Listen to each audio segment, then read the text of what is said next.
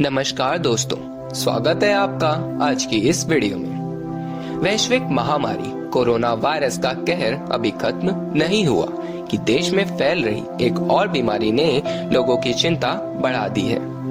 दरअसल देश के कई शहरों में बर्ड फ्लू के मामले बढ़ते जा रहे हैं। बर्ड फ्लू की वजह से केंद्र सरकार ने राज्य सरकारों से इसके प्रसार को रोकने के लिए तत्काल हर संभव कदम उठाने को कहा है। केंद्र ने चेतावनी दी है कि यदि इस फ्लू को रोका नहीं गया तो ये पालतू पशु पक्षियों में भी फैल सकता है और उनके द्वारा ये इंसानों में भी फैल सकता है। सवाल ये उठता है कि अक्सर भारत में बर्ड फ्लू क्यों फैल जाता है।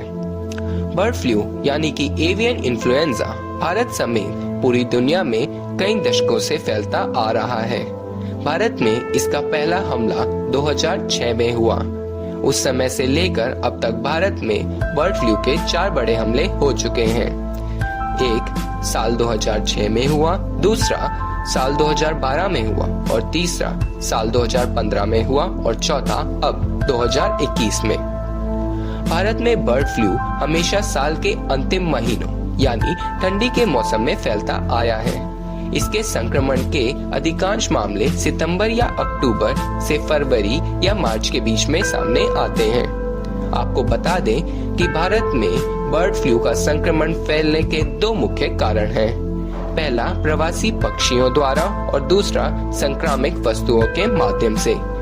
पशुपालन एवं डेयरी मंत्रालय के मुताबिक बर्ड फ्लू का ज्यादातर संक्रमण प्रवासी पक्षियों की वजह से फैलता है।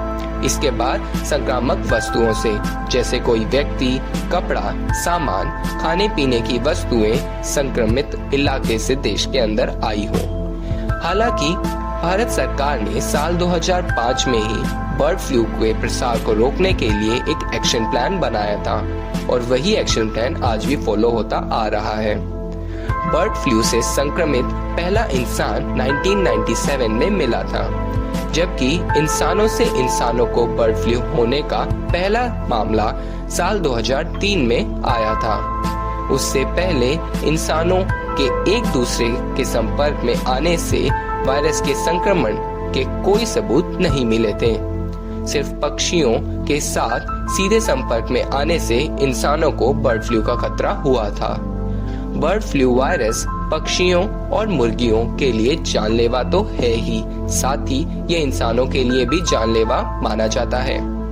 इंसानों में बर्ड फ्लू से संक्रमण का पहला मामला 1997 में हांगकांग में सामने आया था।